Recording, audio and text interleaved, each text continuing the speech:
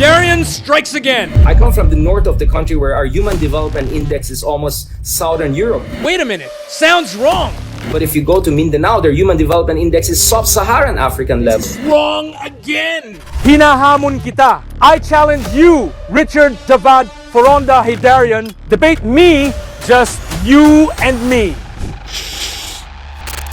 Binatikos ko si Kiko Pangilinan at tinag ko siya sa post ko dahil sa pagiging anti-constitutional reform niya at bigla na lang akong inatak ng sobrang daming trolls ayon sa dating senador. Sa halip na troll farms ang pinopondohan, dapat rice, vegetable at coconut farms ang tinututukan. Wow! Ang ganda pakinggan, ano? Pero teka lang! Bakit ako biglang naging biktima ng matinding attack ng maraming troll farms noong ika-15 ng Abril? Utak mo puro script. Di ka tunay na boses ng bayan. Boses ka ng kung sino ang nagbabayad. Ayaw daw sa troll farms? Real farms lang daw, ha? Naku po!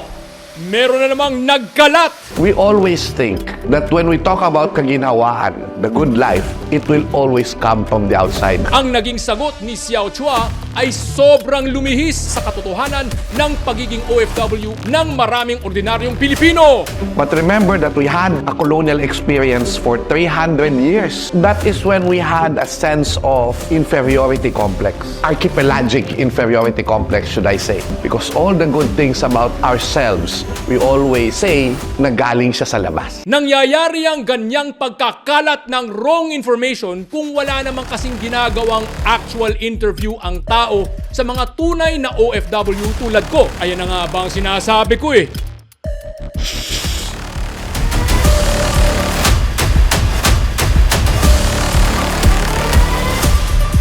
The Philippines is such a pathetic and hopeless hellhole!